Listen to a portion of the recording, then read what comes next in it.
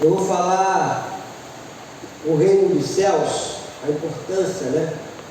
Diz assim, no versículo 44 do capítulo 13 de Mateus: o reino dos céus é semelhante a um tesouro oculto no campo, qual... Não, aqui a página voa aqui. O qual certo homem, tendo-o achado, escondeu. E transbordante de alegria, vai, vende tudo que tem e compra aquele campo. Querido Deus, te louvamos, te bendizemos, ó Deus, por esse momento precioso para nós. Precioso porque estamos aqui para sermos alimentados pela Tua Palavra, que é viva, que é eficaz, que é poderosa. Fale, Deus querido, aos nossos corações. Nos ensine nesta manhã aquilo que Tu queres, para que ao sairmos daqui mais uma vez, possamos sair renovados, avivados pelo poder do Espírito Santo. Peço isso e te agradeço, no nome santo do nosso Senhor e Salvador Jesus Cristo. E todos digam amém? Glória a Deus.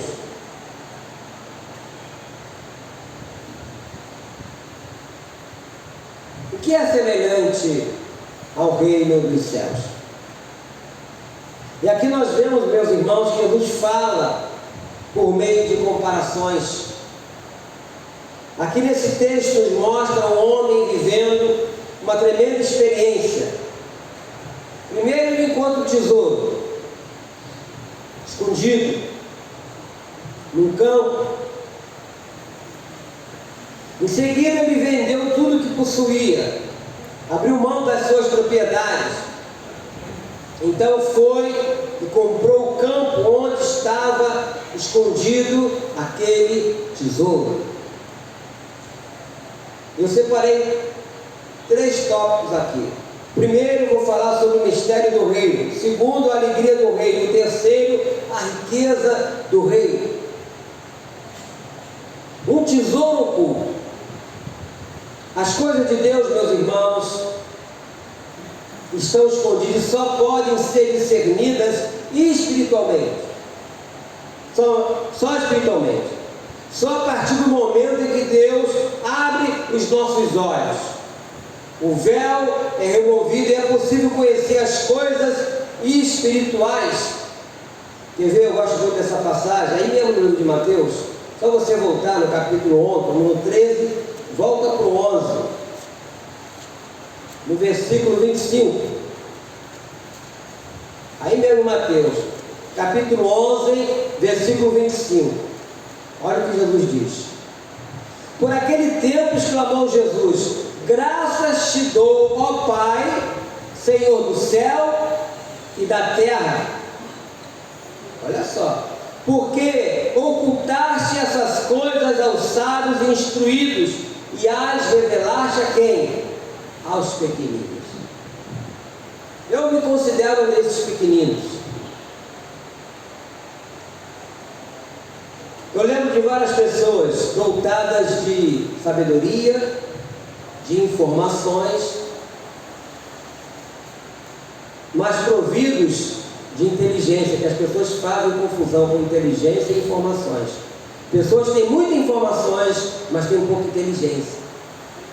Inteligente mesmo é aquele que reconhece Jesus como Senhor e faz uma aliança com Ele. Esse é o inteligente. Eu lembro de um médico muito conhecido na década de 70 e 80 chamado Carlos Barcelar. O mais antigo talvez lembre dele. Ele participava de um programa de rádio, na Rádio Globo, de um apresentador muito conhecido chamado Haroldo de Andrade. E esse médico, ele se dizia ateu, né? E ele falava o seguinte, com respeito às coisas de Deus: Deus não existe, isso tudo é uma balela, e quem acredita nisso está perdendo o seu tempo. E ele tinha um desejo, o desejo dele de quando morresse, colocasse lá no caixão, dentro do caixão dele, uma caixa de charutos cubanos, que são os melhores, assim, quem fuma charuto, conhece charuto, né? Diz que os melhores charutos são os cubanos, os mais famosos. E uma garrafa lá, ele falou o nome do uísque que ele gostava. Dito feito. Quando ele morreu, o pessoal falou que lá, quem foi lá no velório dele, estava lá uma caixa de charuto cubano, e do lado assim, uma garrafa do uísque que ele gostava. A pergunta é: e daí? Tinha 2 clínicas famosas, lá na Tijuca, ali na São Francisco Xavier, uma outra na rua Carvalho de Souza, ali em Madureira. Ele era um médico muito renomado, obviamente dotado de títulos. Tem gente que gosta dessas coisas, né? Fulano é título, formado disso, daquilo, tal. Eu me lembro que uma vez eu fui convidado para pregar, era uma palavra, né? Na casa do saudoso pastor Nilo. O pastor Nilo, ele, tio da minha esposa, ele foi delegado da Polícia Federal, foi superintendente da Polícia Federal em 2 estados, já estava aposentado, era professor, era de português e geografia, português, dava aula na UERJ, deu aula. Ele morava num apartamento de cobertura lá na Tijuca, na esquina da José Gino e ali na Conde Bonfim. E eu me lembro que ele me chamou, queria fazer uma reunião lá de oração lá, um dia de semana lá, ele me chamou para levar uma palavra lá, 4 horas da tarde lá. Eu fui, chamou os moradores, né? Alguns foram, né? E lá eu trouxe uma mensagem simples, como Jesus nos ensina a fazer, e orei para as pessoas. E as pessoas ficaram assim, e depois foram perguntar: quem é ele? Ele é formado em quê? Porque as pessoas gostam disso, né? Não, ele é pastor só, ele foi motorista de ônibus e caminhão. Porque as pessoas querem ter os títulos. Mas o que importa, meus irmãos, é o que você tem dentro de você. Quando você se rende a Cristo, você passa a possuir o maior tesouro dessa vida, inigualável. Aqui Jesus fala que graças te dou ao Pai, Senhor do céu e da terra, por ter ocultado essas coisas, o sábio entendido, ter revelado aos pequeninos. A pessoa dotada de muitos títulos, ela não consegue entender os mistérios de Deus. Elas não conseguem entender os mistérios de Deus, porque elas levam tudo para a lógica, elas querem ter lógica em tudo. Milagre não tem lógica. A própria oração que nós fazemos no nome de Jesus não tem lógica, porque você ora falando em um nome de uma pessoa que você não está vendo, mas você acredita que ela está te ouvindo, mesmo que você não está vendo. Para as pessoas que não têm discernimento, que não conhecem o mistério de Deus, isso é uma loucura. Mas a própria Bíblia fala aqui no livro de 1 Coríntios, no capítulo de número 1, versículo 26, fala que a palavra da cruz é o quê? Loucura para os que se perdem, mas para nós que somos salvos é o quê? É o poder de Deus. É o poder de Deus em nossas vidas. Este homem, voltando para o texto, ele encontrou um tesouro. Jesus faz essa analogia aqui, essa comparação, dizendo que o reino dos céus é semelhante a um tesouro oculto no campo. Quantos de nós, antes de conhecermos a Cristo, tínhamos Ele como uma pessoa oculta na nossa vida? Ouvíamos falar dele, tínhamos conhecimento dele por pessoas que nos ensinavam daquela maneira que nós aprendíamos, mas nós não o conhecíamos como conhecemos hoje. E a partir do momento que você passa a conhecê-lo, você passa a tê-lo como o seu verdadeiro tesouro, e você não quer abrir mão disso. Para muitos ontem, naquele trabalho lá em Jardim Metrópole, foi uma loucura. Um sol quente desse, em tempo de pegar uma insolação, mas tivesse com uma praia, E ainda ia se tostar lá na areia. Entrava na água, enrolava na areia e ficava que nem um bife milanesa lá tomando sol. Ou não?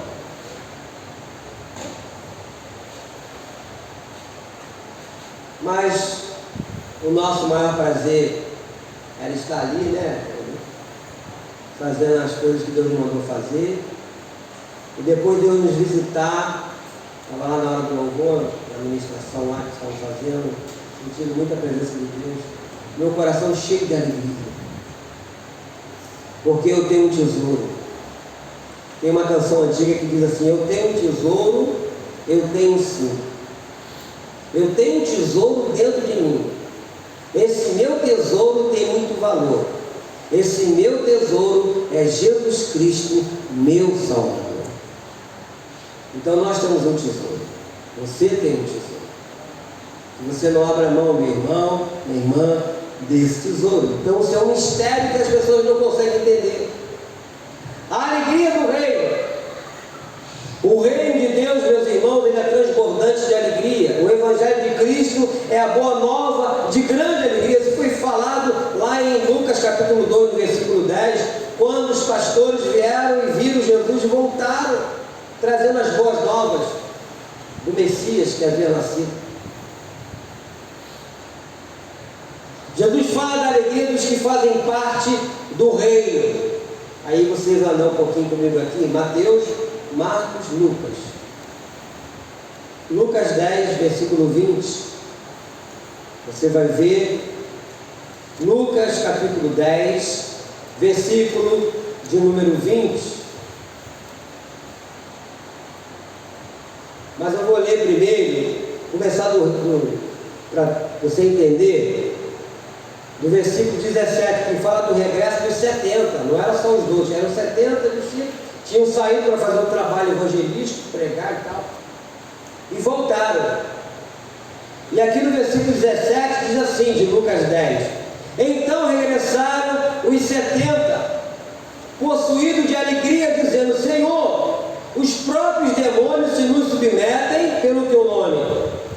Mas ele lhes disse: eu vi a Satanás caindo do céu como relâmpago. Eis aí vos dei autoridade para pisar de serpentes, escorpiões e sobre todo o poder do inimigo, e nada, absolutamente, vos causará dano. Só que tem um porém aqui, ó. Aqui no versículo 10, é só enchendo a bola e só botando o camarada lá, né? Eu sou o cara, porque ele fala, né? Autoridade, vos dei autoridade para pisar em serpentes, escorpiões e sobre todo o poder do inimigo, e nada, absolutamente nada vos causará dano. Os caras ficaram cheios, super-homens. Só que, olha o que diz o versículo 20: não obstante, alegrai-vos, não porque os espíritos se vos submetem, e sim, porque o vosso nome está arrolado nos céus. Aleluia. Esse trabalho que nós fazemos aqui na terra, de orarmos por pessoas, de intercedermos por pessoas, e quando se manifesta um demônio, você ora e ele vai embora no nome de Jesus, né? Aí você vê milagre acontecendo. Isso é o trabalho terreno, isso é. Mas o mais importante não é isso, porque muitas vezes eu conheço pessoas assim que vieram na igreja e falaram até: o dia que Deus fizesse na minha vida, eu vou ser isso aqui, não vai ser testemunha disso. Depois que Deus resolveu o problema, beijinho, beijinho, Senhor. Não quero mais saber disso não. Não quero saber de igreja não. Lá em Irajá, uma vez, o irmão levou uma pessoa, ele não queria. Levou ele forçado. Quando ele botou o pé dentro da igreja, o demônio pegou ele. Estava lá na porta na época. Eles estavam correndo pela rua e nós estávamos atrás dele, os obreiros, porque podia ser atropelado. E trouxemos ele de novo, esperneando, orando por ele. Moral da história: ele foi liberto. Foi liberto. E disse com a sua boca: eu não quero ser crente, eu não quero saber de Deus. Mas foi liberto daquele espírito. Ontem lá tivemos duas pessoas, um é o Jailton, que as irmãs foram na rua e depois trouxeram, e nós oramos, conversamos com ele, a irmã Leni falou para ele também lá, e ele confessou Jesus. Depois que ele confessou Jesus, eu estou me sentindo mais leve. É o Jailton, lembra desse nome? A outra é uma senhora chamada Rosana, que veio também, aí passou lá no salão, no quarto de cabelo e tal, e depois ela falou, eu falei com ela, falou que eu quero Jesus, orando por ela lá, né? Ela falou, estou afastado do Evangelho, eu quero voltar. E teve um outro que veio também, passou lá no quarto de cabelo, não sei, acho que foi eu não sei se foi o Carlos que cortou o cabelo dele, que fez a barba. Não, foi o pastor Ignaldo também que fez a barba dele, estava barbudo, fez a barba, tal. Cortou o cabelo. Aí nós fomos orar, eu e a irmã Leni. Ali, né? Tinha uma outra pessoa, estou lembrado agora. Lá dentro da igreja. Aí eu falei de Jesus e falei, você não quer? Não, não quero. Não, tá bom. Não, porque isso. Aí a irmã ainda insistiu, não quero não. Aí começou a botar um monte de empecilho, né? E tentamos argumentar com ele, mas não quero. Rejeitou o tesouro. O tesouro estava ali na frente dele, na cara do gol. Aí, Marani, estou falando daquele que rejeitou Jesus, que nós falamos para ele, né? Agora não lembro o nome dele. Os anteriores se renderam e ele rejeitou. Fazer o quê? E quantas pessoas têm rejeitado esse tesouro no dia de hoje? Quantas pessoas você fala, anuncia, você está com tesouro e você quer apresentar esse tesouro àquela pessoa, mas a pessoa não quer. A alegria, né, do tesouro. Aqui nós vemos que este homem estava possuído dessa alegria. E isso acontece com todos que encontram com a maravilhosa pessoa de Jesus Cristo. Ele vai e vende tudo que ele tinha, pega as suas economias, obviamente algumas propriedades, vende e adquire aquele campo. Para ele aquilo ali era o tudo dele. O meu tudo, meu irmão, minha irmã, o nosso tudo se chama Jesus Cristo, amém? Ele é o nosso tudo. Então, eu falei aqui do mistério do reino, da alegria do reino, mas tem também a riqueza do reino. E nós podemos observar que o homem que encontrou o tesouro escondido, ele vende tudo o que tem e compra aquele campo. Talvez o campo fosse pedregoso, improdutivo, não é? Feio, mas o importante é que ali estava um precioso tesouro escondido. Por isso valia a pena para ele vender tudo que possuía e comprar aquele pedaço de chão. E quando nós encontramos Jesus, descobrimos que nada se compara a ele. Aí nós abrimos mão de tantas outras coisas que antes para nós eram importantes. Sem Cristo, para nós o mais importante no dia de hoje era estarmos aonde? Ou numa piscina, ou numa praia, qualquer outro lugar. Sem Cristo. Mas com Cristo o mais importante para nós era levarmos a mensagem do Evangelho, era sairmos, apresentarmos Jesus àquelas pessoas lá na rua, como foi feito ontem. Alguns de repente, esses crentes estão doidos, um sol quente desse, andando nesse sol quente. Mas como eu falei, mas no carnaval as pessoas não andam também? Passam o dia inteiro se embriagando, se drogando no sol quente.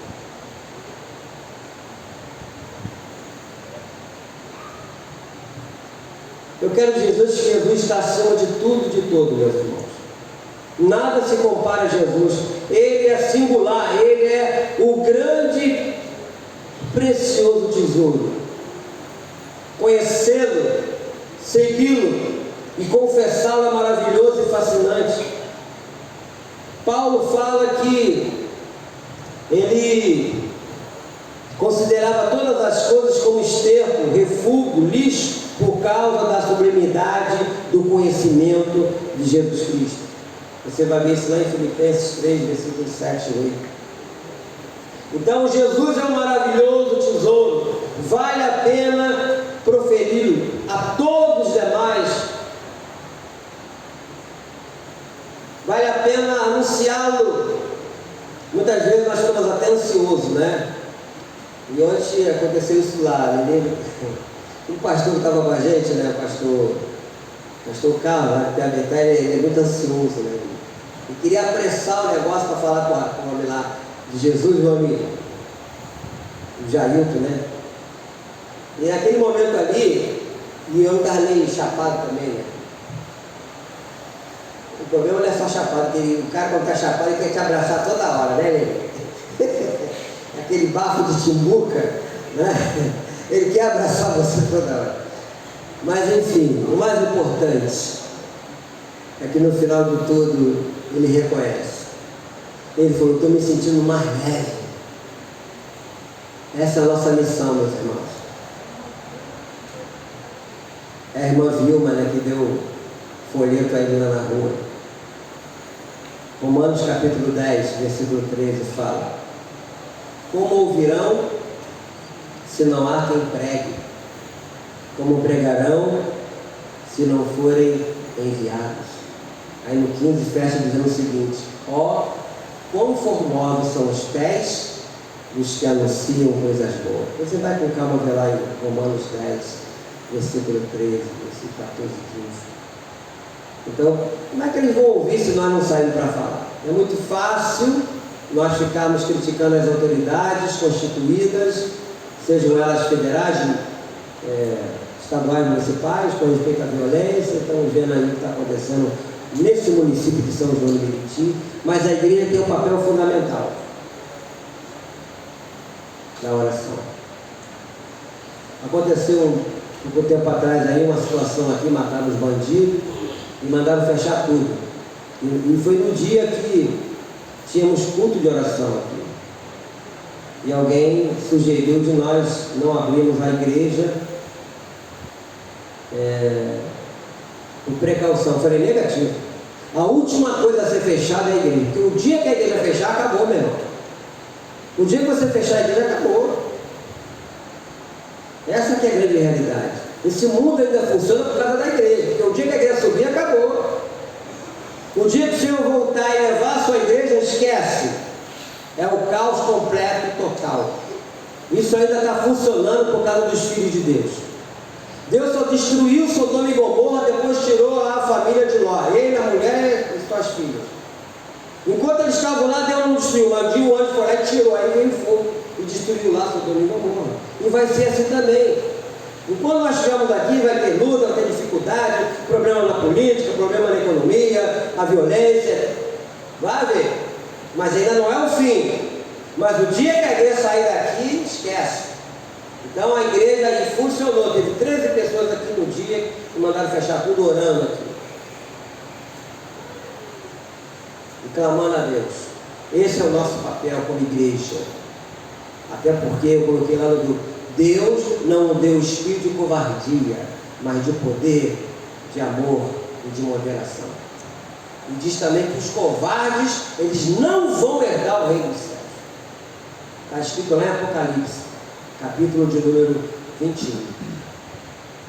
Está escrito: os covardes não vão herdar o reino dos céus. Então qualquer gritinho, as pessoas ficam apavoradas. Não. O pastor Eginaldo, ministrando aqui na sexta-feira, ele falou de algo interessante. Ele falou: existe um crente que cresceu espiritualmente, mas não amadureceu. O maduro, ele resiste a todo tipo de problema. Há pessoas que crescem espiritualmente, mas não amadureceu, não está pronto.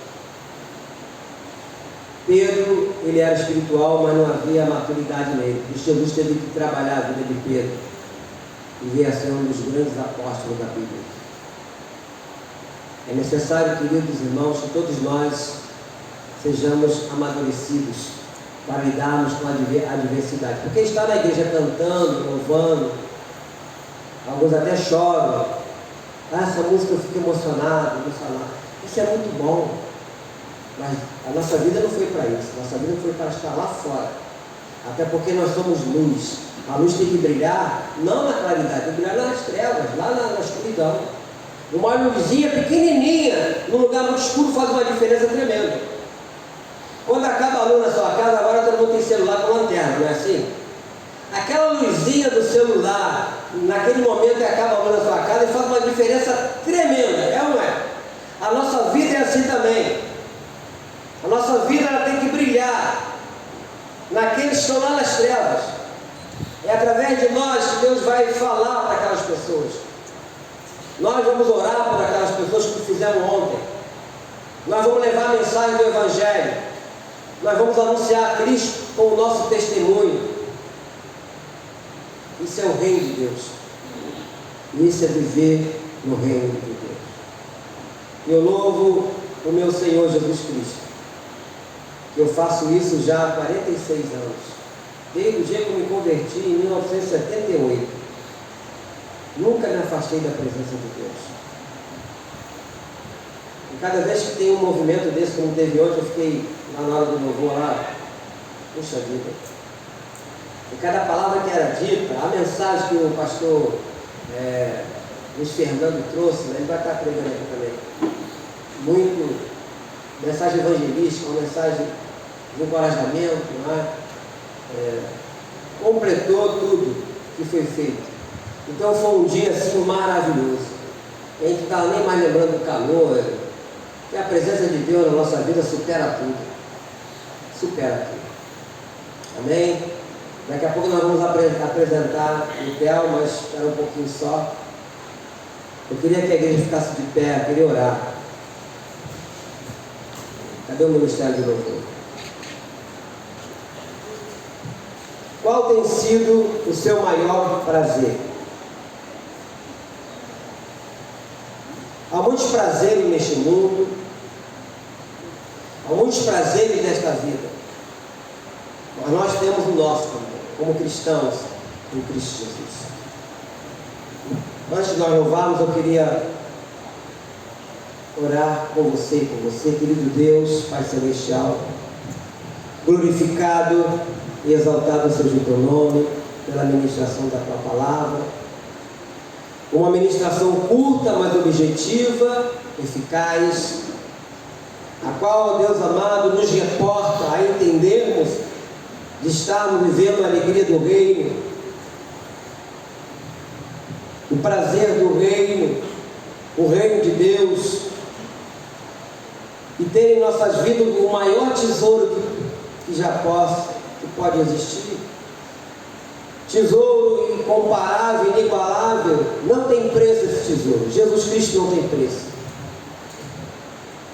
Nada se compara a Ele. Tínhamos uma dívida, Ele pagou a nossa dívida na cruz, pagando o preço dos nossos pecados. E nós agora temos Ele como Senhor e Salvador de todos nós. Nos ajude, ó Deus, para que nenhuma pessoa aqui, ninguém, venha se afastar do caminho do Senhor, cair para a direita, para a esquerda, ou muito menos voltarmos para trás, mas possamos prosseguir, como diz o apóstolo Paulo: deixe para trás o que para trás ficou e sigo para o alto. Todos nós que aqui estamos, ó Deus, todos nós possamos perseverar até o fim. Todos nós, ó Deus amado, possamos combater o bom combate, completar a carreira e guardar a fé. Eu te peço isso no nome santo do nosso Senhor e Salvador Jesus Cristo. Amém? Meu maior prazer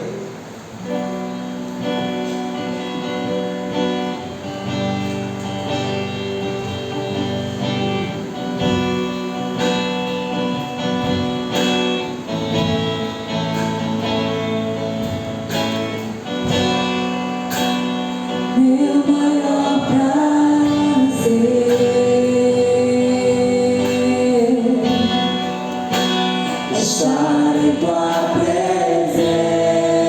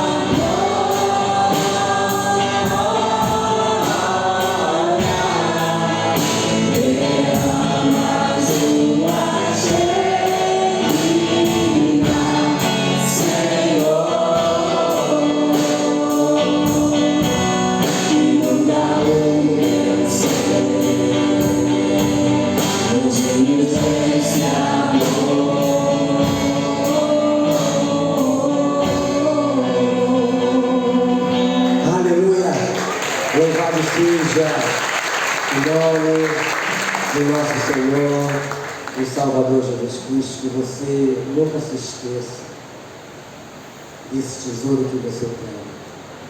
Que você não abra mão desse tesouro. Onde quer que você for, onde quer que você estiver, fale desse tesouro para alguém, o nosso Senhor e Salvador Jesus Cristo. Amém, querido?